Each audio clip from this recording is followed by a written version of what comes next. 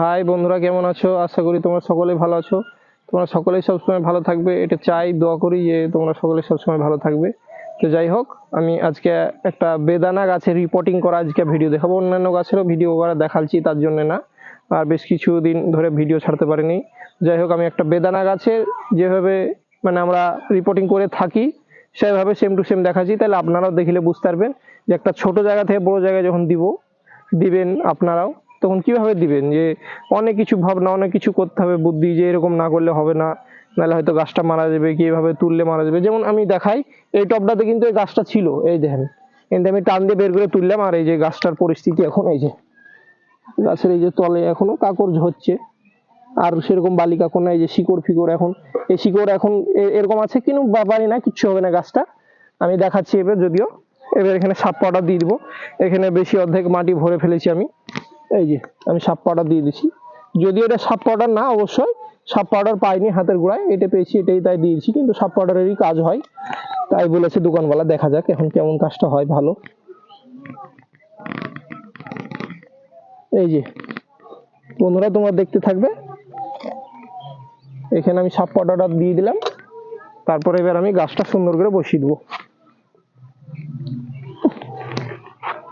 এই যে বন্ধুরা, এবার এখানে ও ডাইরেক্ট গাছ বসিয়ে দিলাম, কোনো ব্যাপারই না, হয়ে গেল। গাছটা একটু সবসময় যেন মিডিল পয়েন্টে থাকে, আপনারা মানে যে গ্রো প্যাকেটে দেন বা যে টবে দেন, যাতেই দেন, যেন গাছটা একদম মিডিলটা স্ট্রেট হয়ে থাকে, আর যেন গোটা ব্যাগ বা টবটা যেন মিডিলে গোড়াটা থাকে। এবার আমি ডাইরেক্ট মাটি ভরে দিব, দেখাচ্ছি।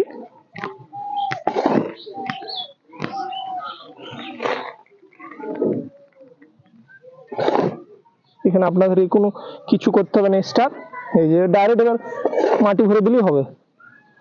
আর এতে কোনো সার ফার দিবেন না, কারণ সার দিলে ওই রুট গলা সব নষ্ট হবে, তা আমি কখনোই কোনো সার ইউজ করি না। ওই ডাইরেক্ট গাছ লাগিয়ে দিই, গাছ লাগানোর ঠিক 1 মাস পর তখন আমি সার দেওয়া শুরু করি। খোল পচা হোক, হাড় গুঁড়ো হোক, কিসিং কুচি হোক, যেটাই সার দিন না কেনা, ওই তখন গাছ লাগানোর 1 মাস পর। এই যে গাছটা এইভাবে লাগিয়ে দিলাম, এর মাটিগুলা সব দিক দিয়ে চেপে দিবেন সুন্দর করে, তাহলে বস্তাটাও টান টেনে হয়ে থাকবে, গাছটা ভালো হবে।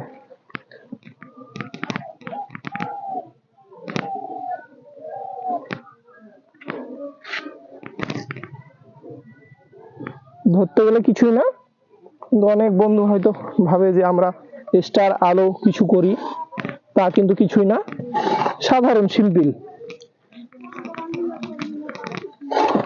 এই দেখেন, মাটি ভরে দিলাম, কোনো সারও আমরা মিশাবো না, এখন মিশানোর দরকার নাই, ঠিক গাছ লাগিয়ে আবার 1 মাস পর দিবেন।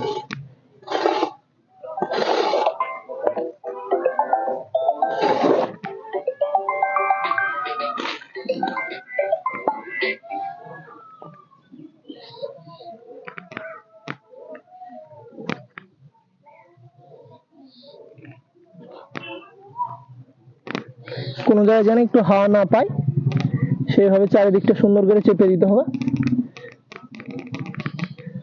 এই যে, আর এটা গ্রাফটিং এর গাছ, এটা রেড বিউটি আনার আছে।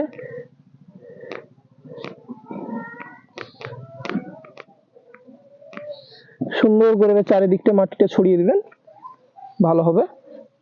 এই যে আমার ট্যাগটা এখানে মারা ছিল, এই দেখেন, এটা রেড বিউটি ভ্যারাইটি, একদম রক্তের মতো ভিতর বাহির টকটকে লাল কালার হয়, বীজ তো খুব নরম এবং কি মিষ্টি হয়।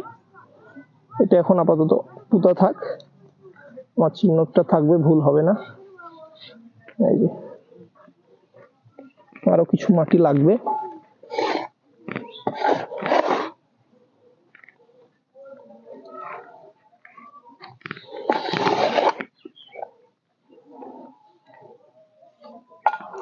একটু বন্ধুরা ফাঁকা রাখবে, একদমই লোড করে দেওয়ার দরকার নাই, কারণ অন্য টাইমে সবকিছু সাহার দিতে হবে, তারপরে আবার দরকার হলে তখন মাটি দেওয়া হবে। এইভাবে চারিদিকে মাটিটা ছড়িয়ে ছিটতে দিলাম, এতে গাছও ভালো হবে। এবার আমি 1 বালতি পুরো জল দিয়ে দিব।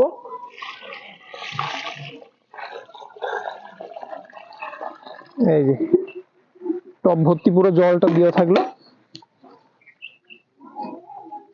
সাইড দিয়ে জল নামছে, আবার তলে জল পুরো মানে চুষে নিবে। বেশি দেওয়ার দরকার নাই, আমি যেটুকু দিলাম এরকম 1 বালতি দিলেই হলো। এরকম একটা বড় 18 ইঞ্চি গ্রো প্যাকেটে দিলেই হলো। আর ছোট টব হলে অল্প জল দিলে হবে, যে একদম অনেক জল দিয়ে চুবড়ে দিতে হবে তাও না, মিডিয়াম আকারে জল দিলেই হবে, তাহলে শিকড়টা ভালো করে। আর অনেক জল দিলে না মাটিটা মানে ভিতরটা মানে কি বলবো স্যাঁতসেঁতে বা কেমন যেন একটা মাটিটা হয়ে থাকে, তখন শিকড়টা করতে পারে না। অনেক সময় ওই গাছ লাগানো দেখা যাচ্ছে 5-6 দিন পরেই গাছ মারা যায়।